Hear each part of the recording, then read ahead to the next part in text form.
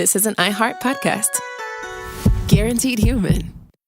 Work can be a little weird. Cringy training seminars, coworkers who won't stop talking about their plant, forgetting the mute button at an inopportune moment. We have to deal with a lot on any given workday. Sometimes it can feel hard to thrive and move forward in your career. Well, that's where LinkedIn comes in. LinkedIn helps you get ideas and insights from experts in your field, connect with people professionally, grow your network, and access tools designed to help you find the right fit for your next role. Whether you're just getting started, figuring out your next move, or looking to accelerate your career, LinkedIn is built to support you at every stage because LinkedIn is the network that works for you. Visit linkedin.com/knowstuff to learn more. Dell PCs with Intel Inside are built for the moments that matter, for the moments you plan and the ones you don't. Built for the busy days that turn into all-night study sessions, the moment you're working from a cafe and realize every outlet's taken. Yeah, the times you're deep in your flow and the absolute last thing you need is an auto update throwing off your momentum. That's why Dell builds tech that adapts to the way you actually work. Built with a long-lasting battery so you're not scrambling for the closest outlet, and built-in intelligence that makes updates around your schedule, not in the middle of it. That's right. They don't build tech just for tech's sake. They build it for you. Find technology built for the way you work at Dell.com/Dell PCs. Built for you. Hi, friends. Have you ever flown in a blimp? I haven't. It's one of my goals. And on August 28th, 2014, I hadn't either. But that's what we talk about and more in the episode, How Blimps Work. Coming up right now. Welcome to Stuff You Should Know, a production of iHeartRadio's How Stuff Works.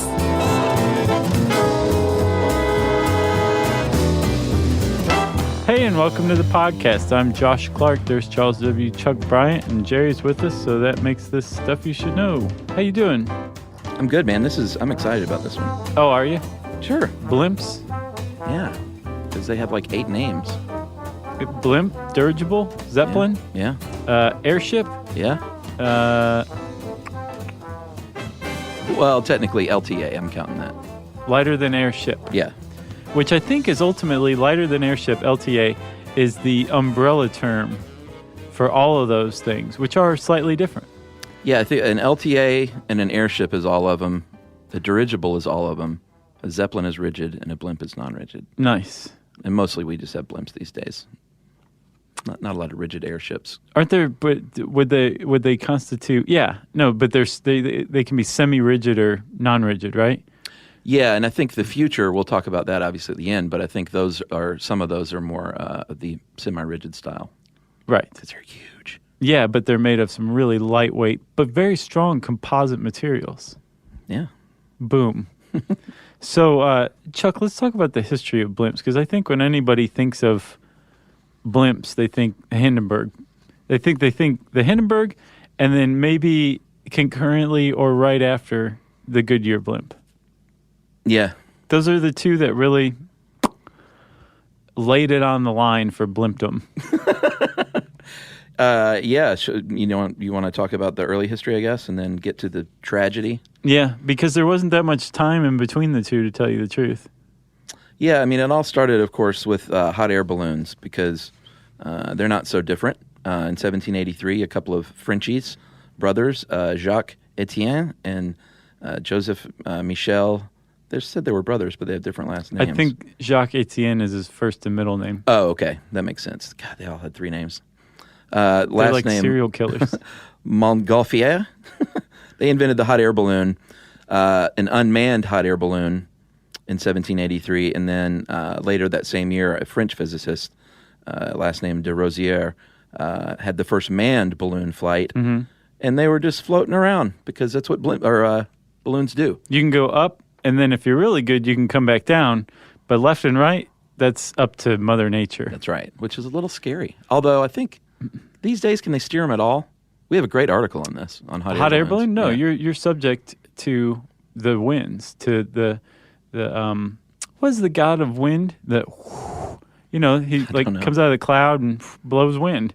Yeah, that guy. Yeah, you're subject to his whim. So if you're headed towards something, it's go over it or hit it. Yes. Okay. And you remember there was that terrible hot air balloon accident in, I think, Virginia earlier this year. I didn't hear about that. Yeah, like they hit a power line, I think, and then the basket caught fire and like Jeez. they had to jump. It was really bad. Wow. But yeah, you can go up and over, and I imagine... Or I guess under, if it's like a power line. Yeah, or a tunnel, if you're really good. Wow. Or you're in a cartoon like the Laugh Olympics. Yeah. That's something they do in there. Totally. But I think if you're really good, you could probably know where to steer into the wind to maybe use the wind. But no, with the blimp, the big distinction is, aside from its distinctive shape, is that you can maneuver like a pro. That's right. And that's what Henry Giffard did in 1852 when someone said we should steer these things. Yeah. And he built the first powered airship. And it was cigar-filled, like the classic shape that we know and love now. Mm-hmm. Had a propeller, like they have now, and a little engine, although it was a steam engine, which they don't use now. A 3-horsepower steam engine. Yeah, they're not huge engines still. Doesn't take a lot, apparently. No, it really doesn't. And those were rigid airships. It's a metal framework. Mm-hmm. And in 1900, Count Ferdinand von Zeppelin, if that name sounds familiar. Led Zeppelin. Of Germany. And that's where they got the name, of course. Sure. But I never understood the LED, the lead. Well, it was, I think someone said as a joke, you guys are going to go over like a Led Zeppelin. Or they did when they played on the BBC. Was that it? But why take the A out? Oh, because the same reason you take the A out of Def Leppard. I've never understood that either. And the same reason you put an umlaut over Motley Crue. It just makes you cool. You know? Differentiates. You got to misspell something in your band name. I think I was just looking too deeply into it is the problem. Yeah, L-E-A-D Zeppelin would be weird. Yeah, but I think like our paradigm would have adjusted. We would think LED Zeppelin would be weird if we were used to Led Zeppelin with an A. Or if the Beatles was spelled B-E-E-T-L-E-S. Yeah. Instead of their punny name. Very punny. All right. Boy, we get sidetracked so easy with music stuff. Not really. Zeppelin was, I think people saw that coming before they pressed play. That's true. So that was the rigid airship, the first one, and those have a metal framework. And it had tail fins and rudders, had combustion engines, and could cruise at about 1,300 feet with up to 5 people. Yes. Not bad. You could bring the whole family as long as you totaled no more than 5. Yeah, as long as you paid off the captain. Well, then you just have to be a family of 4. That's right. Because the captain's got to sit somewhere, right? Yeah, they got their little captain's chair. So everything was going quite swimmingly. Actually, around the turn of the 20th century, it was just widely assumed that we would have a future where blimps, Zeppelins, were just a regular feature of the sky. Well, they were. Up until the Hindenburg went down, there were more than 2,000 flights, carried tens of thousands of passengers over 1 million miles. Like, that was air travel. We should say ultra-wealthy passengers at the time. Sure. The Hindenburg in particular was high class. It was the pride of Nazi Germany. Yeah. And it was on its maiden voyage, wasn't it? It was almost called the Hitler, by the way. Was it really? Yeah, but Hitler's like, I don't want my name on that thing. Really? Yeah, not that he, like, foretold the future. He just didn't, I don't know. He just didn't want him named after an airship. He didn't believe Freud's idea that sometimes a cigar is just a cigar. Yeah, or a cigar-shaped airship is... Just a cigar-shaped airship. And it crashed and burned, too, so he was probably pretty stoked that he didn't have his name on it. Yeah, he very famously went, whew, yeah, when he heard the news. Exactly. So we should probably stop making light of this nearly 80-year-old tragedy because people did die, you know? Yeah. I mean, should we tell the story? Let's. All right. Well, it took off on May 3rd, 1937. Had 36 passengers and 61 officers and crew members and trainees. Left Frankfurt at about 7:15 and then crossed out over the Atlantic at about 2 a.m. the next day. It's not super fast travel. It was compared to the ship travel at the time. It was Sure. it took about half the time to cross the Atlantic as it did in a boat. Yeah, but compared to what we're used to, Oh, yeah. it was leisurely. Right. And apparently, after reading more about the Hindenburg, it's not as, and I guess ship travel is sort of the same way. Like, we're going to get there when we get there. Like, we're trying to get there then, but you never know what's going to happen. Right. That's why they called them the leisure class. That's right. It followed a northern track across the ocean, eventually crossed into North America over the coast of Newfoundland and arrived in Lakehurst, New Jersey, about 12 hours late. And Germans, they're always late. yeah, They're famous for it. and basically arrived there at the Naval Air Station, and because of poor weather, the captain and the commanding officer on the ground said, you know what, the weather's not so great. Let's wait a little bit, because they can fly around forever in those things. Right. And he said, all right, well, the Jersey Shore is nice. Let's just go fly above that and tell everyone to look around. And Look at all those old-timey bathing suits on basically, everybody. they're up to the ankles in water. By 6 p.m., conditions had improved, and at 6:12, he sent a message saying it's suitable for landing, recommended landing now. At about 7:08, he finally pulled the blimp in. It was a bit of a dodgy approach, but he eventually, got it down toward the ground pretty, skillfully. Which, as we'll see, is not as easy as you'd think. Even though it No. sounds easy, it's not in practice. No. They dropped the landing lines, and then things went south, like really fast. Yeah. Well, it was filled with hydrogen, which is the lightest element, right? Yeah.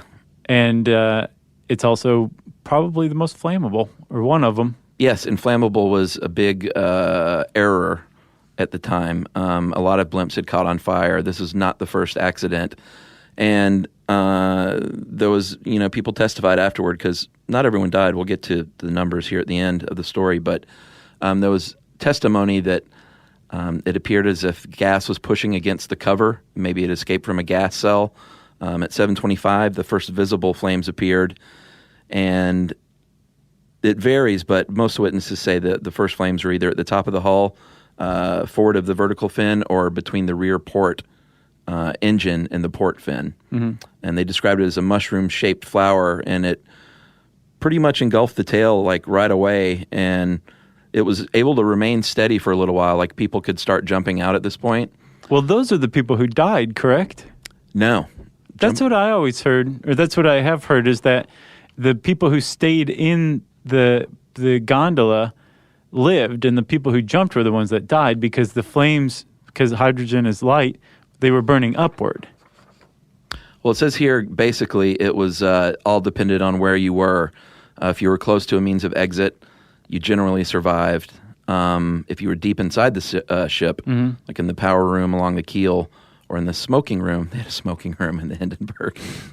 I'm surprised it wasn't all smoking. With a big blimp full of hydrogen? Oh, yeah. Yeah. I hadn't thought about that. It was not a good idea. They had apparently a double airlocked door, one electric lighter, and you were allowed to smoke as long as you put it out before you left. And so, like I said, if you were in the smoking room on B deck, you were in big trouble. If you were one of the 9 men closest to the front of the ship, you definitely didn't survive. Really? Yeah. So out of the 97 people on board, 62 survived. And I think when you see the footage, I mean, you can watch it on YouTube. Yeah. It looks like, how in the world could anyone survive it? Because it goes, I mean, it's fully burned in less than a minute and on the ground. Yeah, it went up fast. But 62 did survive, 13 of the 36 passengers and 22 of the 61 crew. And there's still 2 guys alive today. Last I checked, as of 2 years ago. But they don't like to talk about it. I can imagine. Yeah, there's Pretty one traumatic experience. They're both named Werner Franz and Werner Donner. The 2 Werners. And one was a little cabin boy, and one was a passenger with his family. And they were contacted for like the ceremony. I guess you don't call it an anniversary, I guess. Memorial? Memorial. Yeah, it's an ceremony. anniversary. Yeah, it just sounds like a party, But they said, nah, we're not coming. We don't like to talk about it. Yeah. So it's been a long-standing mystery exactly what happened. I found an article in the UK Independent from 2013 about a study from that year that found, they said, they figured it out. They built like scale models of the Hindenburg, which was like 2.5 football fields long, by the way. Yeah. They were building scale models that were like 60 feet long, so good-sized ones. And they tried to blow them up because there was a rumor that it was sabotage. Right. That everybody hated the Nazis even then. And they tried all manner of stuff. And what they finally figured out was that probably what happened was from being in that stormy weather, that exterior, the envelope of the blimp became electrified. Oh, yeah? And when the ground crew ran up and grabbed the cables, they completed the current from the blimp to the ground, which caused a spark, which actually ignited a hydrogen leak. That fire caused the explosion. That must have been the gas pushing out. Yeah. Yeah, one thing they say it definitely isn't, which they long thought it was the actual fabric was like painted in this flammable stuff. Right. And that's not true. It was the standard fabric. Oh, okay. It was just a big balloon full of hydrogen. Yeah. And some sort of spark. Yeah. Yeah. So when that happened, the future of blimps were just pretty much like that was it for blimps.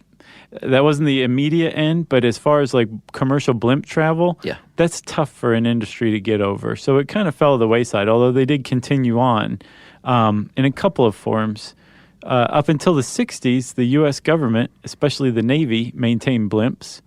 One of I guess the Air Force, I don't know if it was the Navy, but one of the branches of the U.S. military used blimps as giant aircraft carriers of the air, not the sea, the air, which is pretty awesome.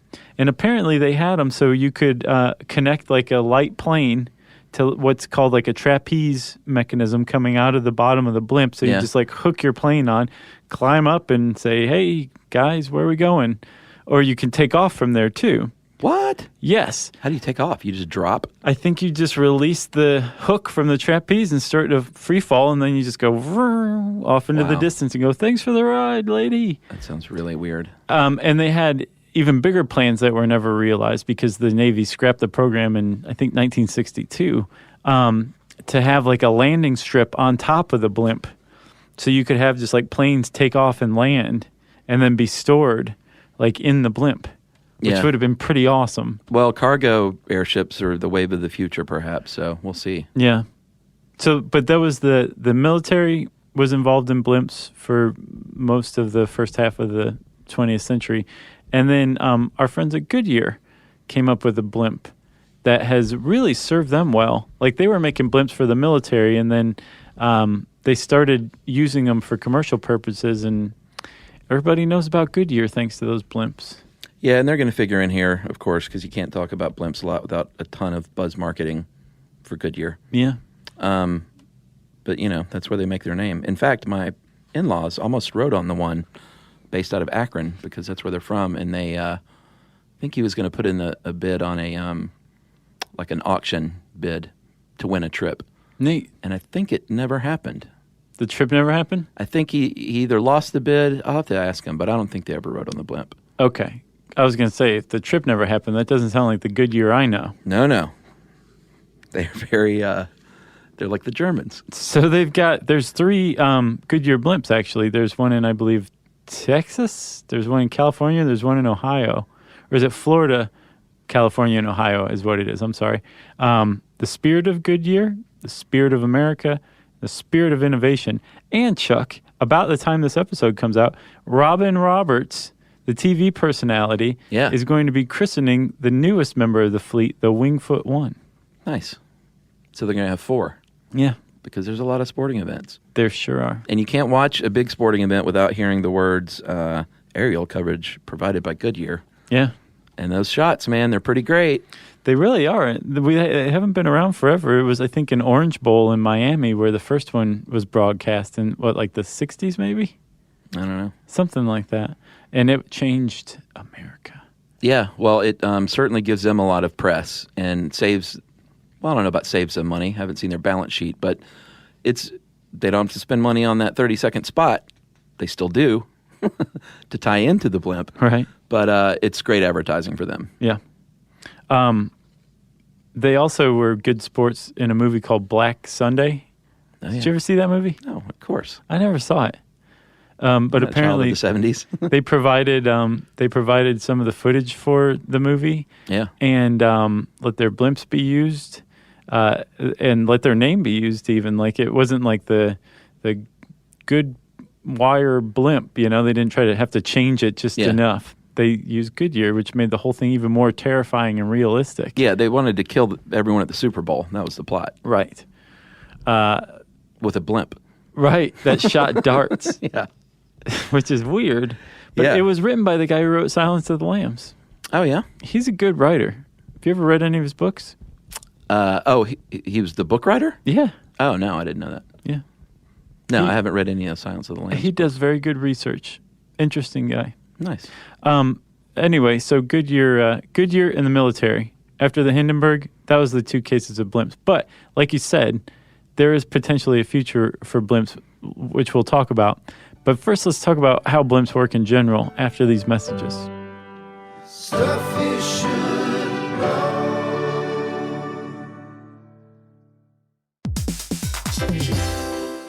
Work can be a little weird. One minute you're in a meeting that could have been an email. The next you're trying to decode corporate jargon that somehow means nothing. And don't even get us started on the quick sync that turns into a 45-minute deep dive. Yeah, well, the truth is figuring out your career isn't always straightforward. Whether you're trying to grow, pivot, or just stay relevant, it can feel like you're navigating it all on your own. Well, that's where LinkedIn comes in. That's right. LinkedIn can help you grow your career, helping you confidently navigate your path with insights, ideas, and inspiration from your professional community. You can stay up to date with the latest trends in your field, connect with people who get it, and discover opportunities tailored to your goals, your experience, and what actually matters to you. Whether you're looking for something new or just trying to grow where you are, LinkedIn gives you the tools and connections to move forward with confidence. Because LinkedIn is the network that works for you. Visit linkedin.com/knowstuff to learn more.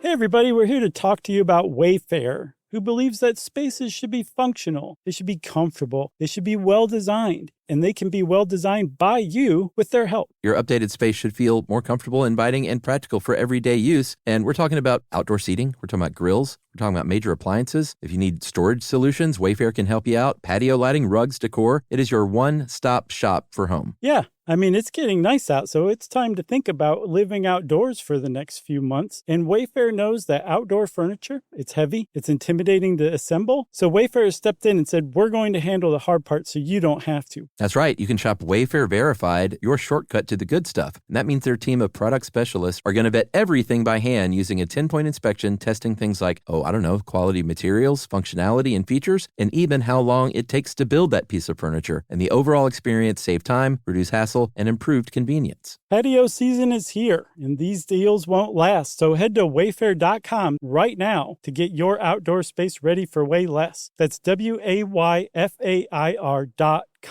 Wayfair, every style, every home. Stuff you should know. You want to know how blimps work, buddy? I do. They're pretty simple. They are. This was the delight to learn because it was like, oh, I thought there would be just that little to it, and that's really kind of the case. You know? Right, yeah. There's not like, and here's where it gets really hard. Right. They're like the pontoon boats of the sky. Yeah. You Like know? the most complicated thing on the blimp is probably the gyroscopic camera on the front of it to film the football stadium. Yep, I think you're right. So let's talk about the anatomy of a blimp. You mentioned the envelope earlier. That is the thing that you're looking at. That is the big cigar-shaped balloon. Yep. It's filled nowadays with helium.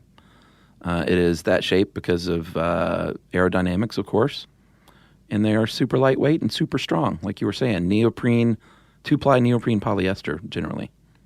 Is that what the envelope's made of? Yeah. There's a company called the ILC Dover Corporation. They make a lot of skins, and they use the same material that they make spacesuits out of for NASA for blimps, too. It's good enough for Neil Armstrong, buddy. It's good enough for my blimp. This is like all about Ohio, this one. Oh, is he Ohio? Yeah. I didn't know that. So is Goodyear. No, I knew that. So are your in-laws. That's right. The envelopes they hold, and it depends on the blimps for all of these statistics, of course, but between 67,000 and 250,000 cubic feet of helium. And it's not the pressure is really low inside, 0.07 pounds per square inch. So that's why if you shot a blimp, it wouldn't fall. No. It'd just leak very slowly and you just land it and patch it up, I guess. Yeah, very slowly. Yeah, in 1994, the British Ministry of Defense fired hundreds of bullets into an airship. Just for fun? Well, no, to see if it could be shot down in battle, basically. Oh, gotcha. And it took many hours to deflate and land. So cool. And they don't even deflate them; they just leave them that way. So their natural structure, well, not natural, but their original structure prevents them from being shot down. That's one big benefit. Because I was wondering about that. I was like, you're just providing a target for every teenager with a gun in any country that you hover a blimp over. Sure. Now I understand. But secondly, as we'll see, it also has to do with the dynamics of flight, of hovering in the atmosphere. Yeah. So you got the envelope, and the envelope also has something called nose cone battens, which is basically like a support structure for the nose, the front of it. Yeah, just the very, very tip. And it keeps the blimp's front from being mashed in as it moves forward, which is pretty smart. Yeah, I think I misspoke. The nose cone is on just the very tip, and then the battens are like the fingers that distribute the stress over the front of the cone. Gotcha. Yeah. Okay, so they're like the structure that comes out of the nose, right? Yeah. And then also on the nose is the mooring hook, because you got to hook a blimp up to something. Yeah, it's got a little spindle there, and it's got a little wheel under the tail rudder, and that's basically how it sits. You just tie it down. Yeah. Very simple. Just like a balloon. That's right. So here's where it gets a little craftier, like 19th century crafty, but still neat nonetheless. Sure. There's something called ballonets, right? Yeah. And these are basically air bladders that are located within the envelope. Yeah. And you inflate or deflate them depending on whether you want the blimp to go up or down. If you want it to go up, you deflate these ballonets. You want it to go down, you inflate them. And the reason that works is because you're inflating these ballonets with air, and helium, which blimps fly using now, is lighter than air. So more air means the blimp's heavier, so it goes down. Less air means it's lighter, so it goes up. Yeah, it's pretty easy. It's sort of like how a submarine operates. And there's one in the fore and one in the aft. So that's how you control your trim. You can just nose it up or nose it down, filling up or deflating. That's the pitch axis. That's right. Or trim. Okay. Well, the trim is the levelness. Oh, okay. Yeah. And the axis where the nose and the back go up and down, that's the trim axis. Or no, the pitch axis. Right? Yeah. Okay. No one can see you nod in agreement. Okay. Chuck, then there's the catenary curtain and the suspension cables, which I didn't get the catenary curtain really. I understood the suspension cables just fine. It's on the inside, about 30% off center, and it basically, if you look, it sort of looks like where you attach the basket to the hot air balloon. They all, there's a number of these lines that run down and all meet at a single point near the gondola. Right, and that's what you attach the gondola to the blimp using, right? Yeah, so basically if the blimp envelope wasn't there, it would sort of look like a hot air balloon. It would have these lines that run up from the gondola, a.k.a. basket, up to the top. So they would be like the vertical lines, whereas it's in a the V battens shape. are the horizontal lines. Yeah. Okay, I understand now. Exactamundo. Then you've got the really technical stuff, the flight control surfaces. So everything we've just described is basically balloons, and then the structure that gives the balloon its shape, right? Yeah. And then the flight control surfaces are basically a rudder and elevators, and they're the things that you can control to make the balloon tilt upward or side to side. That's pretty much it. Yeah, there's that one rudder on the top and bottom, and that controls your yaw. And you do it with if you look at a captain's chair, he's got little foot pedals, just like a clutch pedal you would push in. And on the bottom, very bottom back of the rudder, there's something called a boost tab. And that's just a little additional sectioned off piece of the rudder that's also controllable. It's like a little mini rudder. And it assists with the rudder, I think, to make an even tighter turn. Gotcha. So if you imagine just a smaller rudder as part of the main rudder, just to give you that extra boost, I guess, when you need to turn. And then there's 2 elevators, and they, if you are sitting in your little captain's chair, imagine a car steering wheel placed vertically, like by your side, and that's just a wheel that you turn up and turn down. It's really very basic. It sounds like the Wizard of Oz. It totally behind is. the curtain, like all the machine he's messing with, and there's steam blowing out. And it looks everything. very steampunky when you look at it. So you steer up or down with that wheel, and that's pretty much it. Oh no! Don't forget the engines. Oh well, yeah. I mean, as far as like driving this puppy, Yeah, the flight control. yeah, This is what separates it from hot air balloons. Don't forget. the engines. No, the hot air, the engines, but also the flight control services. But the engines are turboprop engines, right? There's twin ones, which means there's 2, one on each side of the gondola at the rear. And they're pretty cool because they propel the thing forward. But very cleverly, there's also something called air scoops that are basically these funnels that face the back of the turboprop, and they catch the vented air out of the props, and they use those to inflate the ballonets. Yeah, that's called prop wash. This is all the lingo I've learned. That's good stuff. And the engines are just 6-cylinder engines, like I said, that you don't need a ton of power to power these things. And you can go at about 30 to 70. This says miles per hour, not knots. So how about that?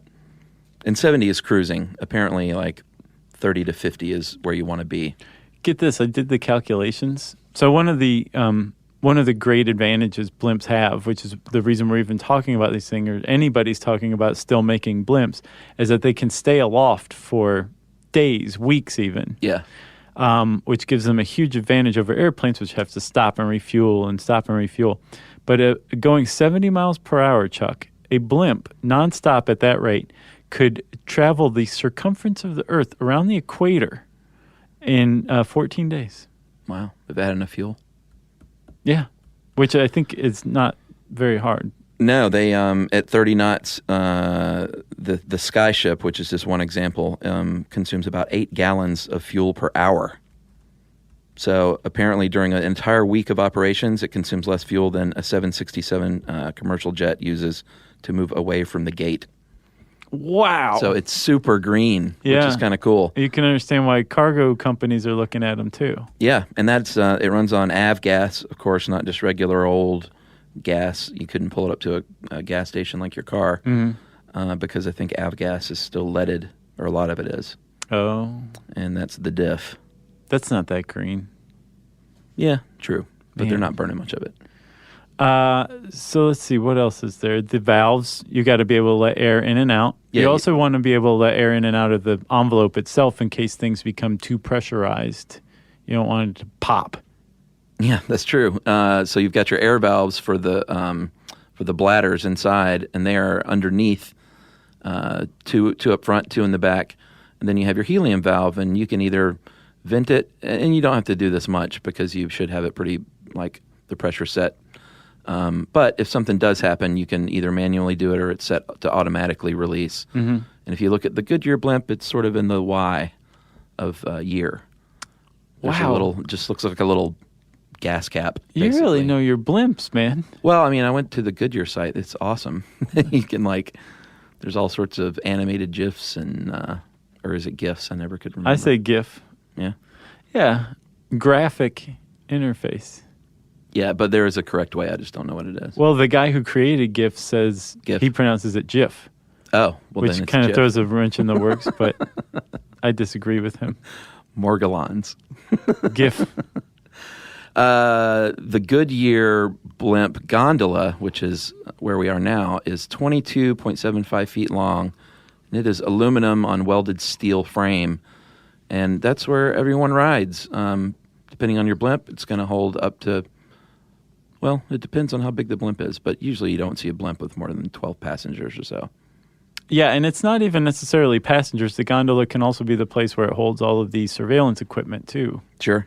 depending on what you use it for. Or it can also be the massive cargo hold. Yeah, and you've got your communications up there, your flight surface controls, any nav equipment, propeller controls. That's where all there's not much else to it besides what you got there in the gondola. Yeah. What's funny is I always thought blimps were basically like, you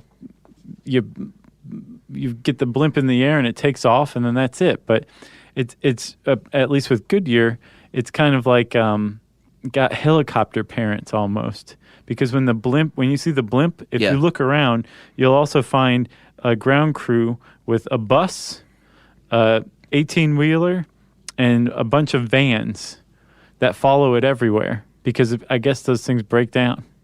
Yeah, and apparently the pilots, too, they're FAA certified, and Goodyear pilots also have another training program. But the pilots are it's all sort of, everyone is cross-trained, it sounds like, to work on the ground or make repairs. And, it's like a little self-contained unit, all just traveling around together, like tornado chasers. Right. You talked about if they just took off and floated around. If the engines did stop, that's exactly what you're doing. You are basically a hot air balloon at that point. So you lose control of the flight surface controls? Yeah, well, I mean, if they call it a free balloon, so it's buoyant, and it's kept aloft, obviously. But if they lose all the power, then all you can do is ascend and descend, because I guess the rudders and the elevators are also powered mechanisms. I gotcha. It's not just attached to a cable, attached to a pedal. Attached to a wheel that the guy moves next to. It sounds like it is, though. And as far as weather goes, they compare it to roughly operating is about as similar as a helicopter. Like, we can fly in bad weather, but we try to avoid super bad weather. Yeah, I don't blame them. Sure. Because, that's no fun. No. You want to be above the Rose Bowl in 70-degree weather. Sure. Yeah. So coming up, we're going to talk about how blimps fly, and then also the future of blimps, and if there is such a thing, after this. Stuff you should know.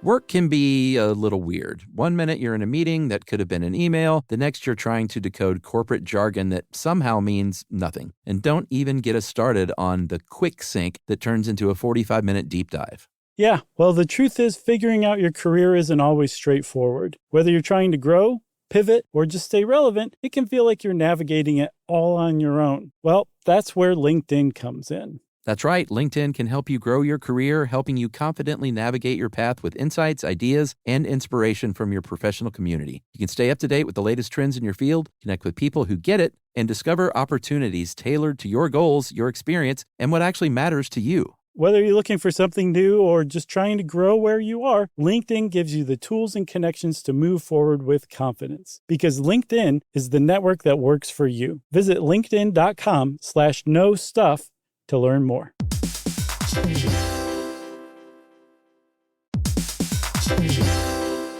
Hey everybody, I want to talk to you a little bit about Tide Evo because it represents over 10 years of innovation and product development. Tide Evo is a first-of-its-kind technology where tens of thousands of minuscule fibers are spun together to form a 6 times powerful layer packed with scrubbers, brighteners, pre-treaters, and fresheners. And that's going to deliver a breakthrough clean that's so powerful it feels like magic. Yeah, it is kind of like magic. Tide Evo is revolutionary. A 100% concentrated, waterless laundry tile that's made of compressed microfiber soap layers rather than liquid or powder. And it's not like pods or sheets because it uses 6 layers of detergent fibers to deliver superior cold water cleaning without plastic packaging of any kind. And it provides a mess-free, lightweight solution that dissolves lickety-split. So whenever you run into a laundry challenge, turn to Tide Evo. It's revolutionary. It's magic. Try new Tide Evo. Real laundry magic. Introducing the all-new Mazda CX-5, featuring more connection. Hey Google, where's the nearest Pilates class? Safety that has your back. More discovery on the scenic routes. More passion in the details. And more control in changing weather. The all-new Mazda CX-5. More to move every side of you. See it in 5 films at MazdaUSA.com/5sides. Google is a trademark of Google LLC. Sequences shortened and simulated. Dell PCs with Intel Inside are built for the moments that matter. For the moments you plan and the ones you don't. Built for the busy days that turn into all-night study sessions the moment you're working from a cafe and realize every outlet's taken. Yeah, the times you're deep in your flow and the absolute last thing you need is an auto update throwing off your momentum. That's why Dell builds tech that adapts to the way you actually work. Built with a long-lasting battery so you're not scrambling for the closest outlet, and built-in intelligence that makes updates around your schedule, not in the middle of it. That's right. They don't build tech just for tech's sake. They build it for you. Find technology built for the way you work at Dell.com/Dell PCs. Built for you.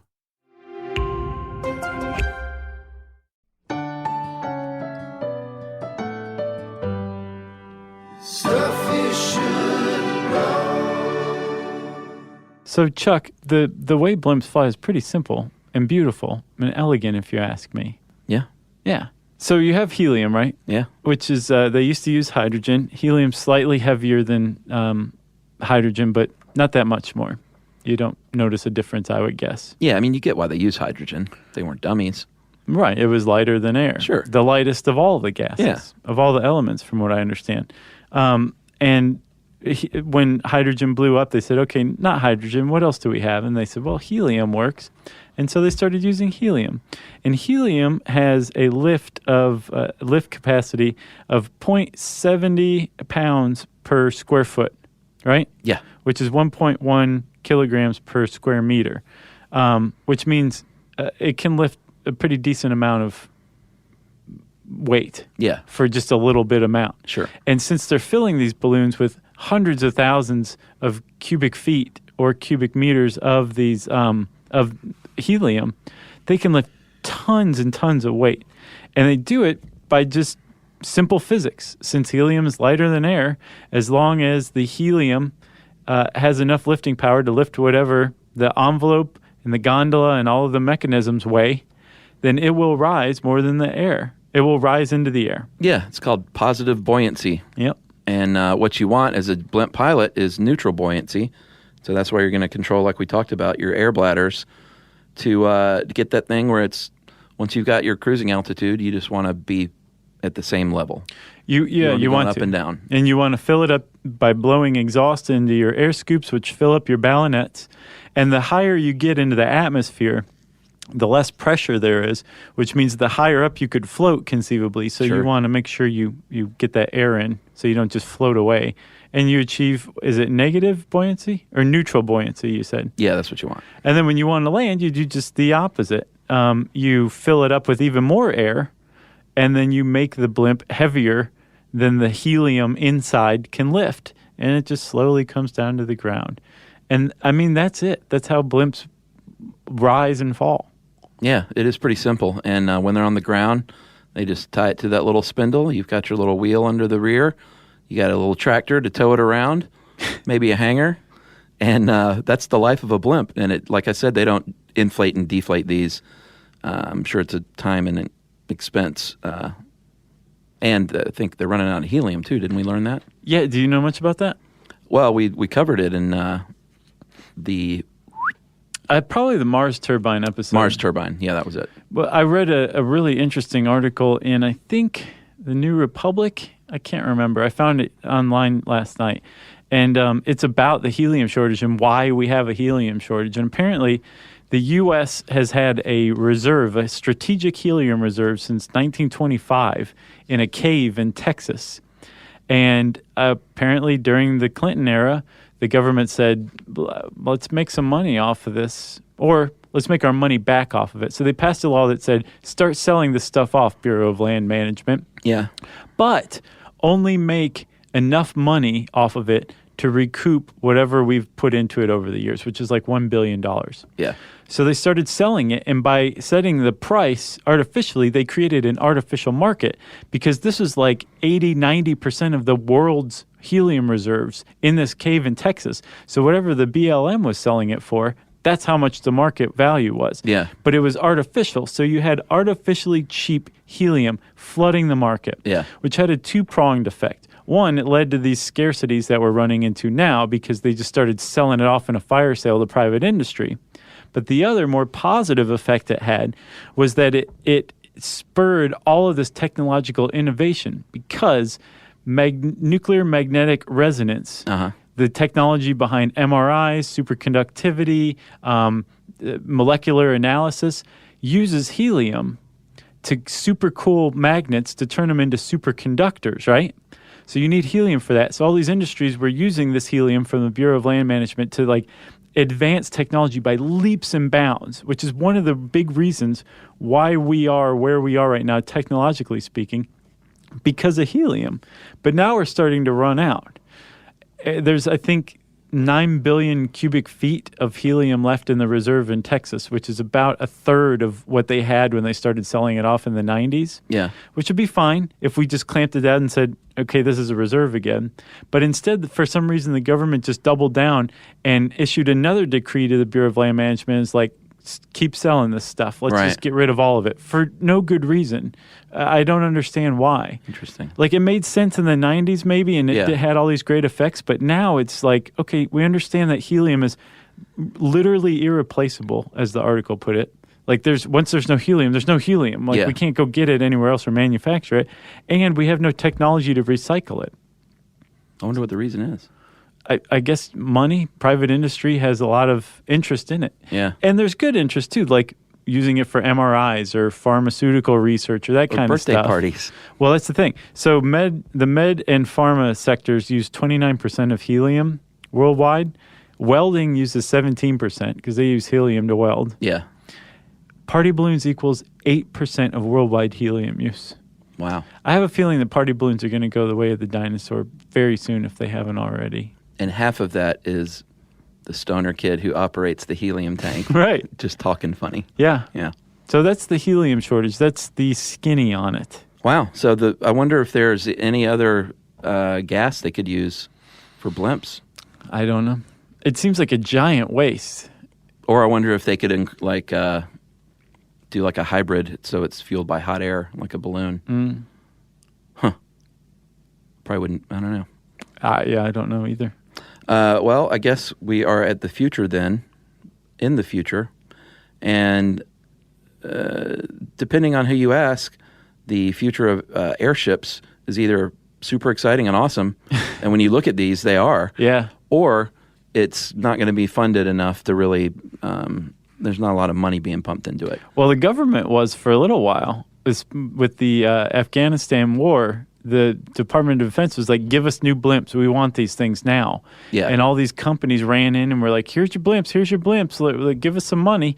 The problem is the whole program got scrapped because nobody could fulfill the enormous orders the DoD was placing for helium. Right. Well, that makes sense. And the military's interested because they basically could be a satellite, function as a satellite. Yeah, like a 10,000-foot satellite. Yeah, pretty much. There are people doing it, though. Lockheed Martin has a P-791 that is super cool looking.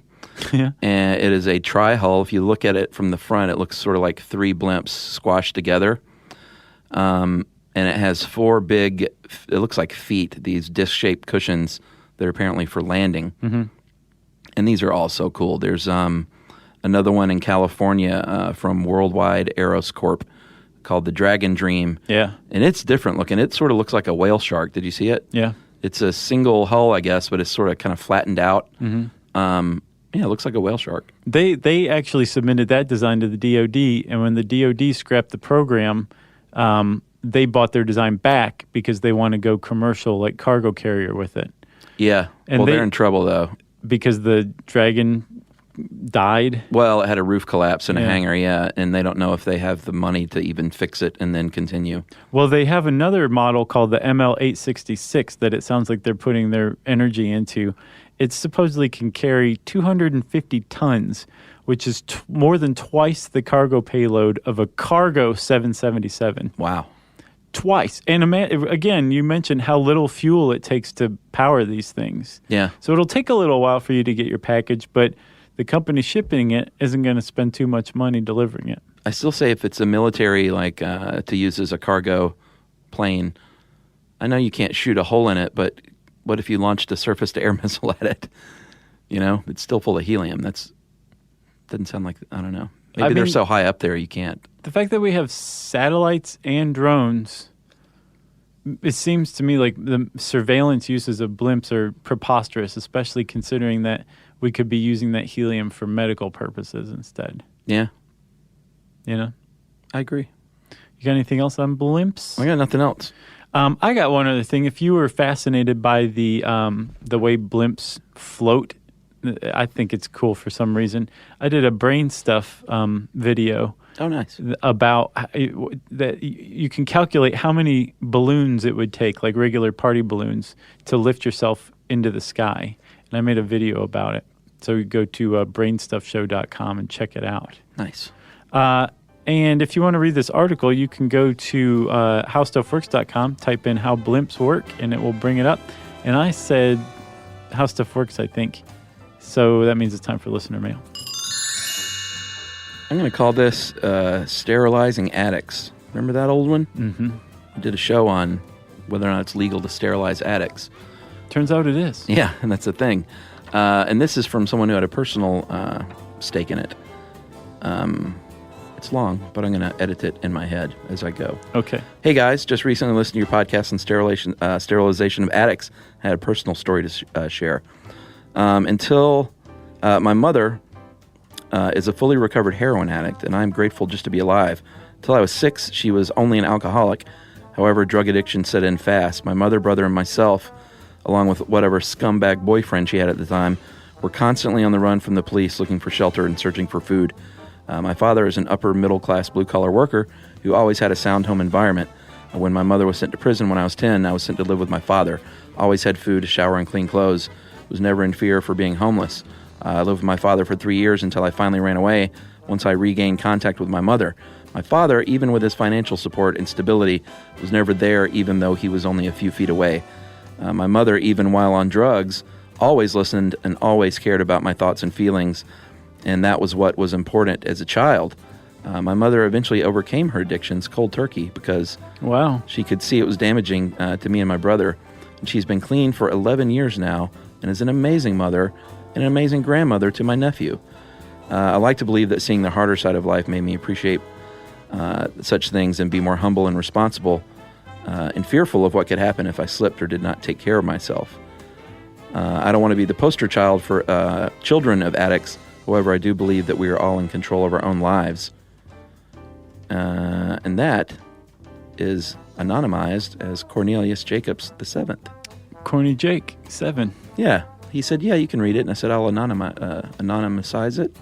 Is there some sort of name anonymizer on the internet? No, he said, please do. Just make it something awesome like Cornelius Jacobs VII. That's great. And I said, cool. P.S. I've been secretly wanting Jerry to be the Tyler Durden of your podcast. Don't know what that even means. Like made up. But like we think she's real, but she's not. Oh, okay. Are you real, Jerry? Jerry says no. Nope. Well, that answers that, Cornelius Jacobs VII. And you read the Roman numerals correctly, Chuck, this time. Good going. Yeah. Nice going. VII. Yeah. If you want to get in touch with me and Chuck to tell us any story like Cornelius Jacobs VII, please do. You can tweet to us at SYSK Podcast. You can join us on Facebook.com/StuffYouShouldKnow. You can send us an email to stuffpodcast@howstuffworks.com. And as always, go to our cool home on the web, stuffyoushouldknow.com. Stuff You Should Know is a production of iHeartRadio's How Stuff Works. For more podcasts from iHeartRadio, visit the iHeartRadio app, Apple Podcasts, or wherever you listen to your favorite shows.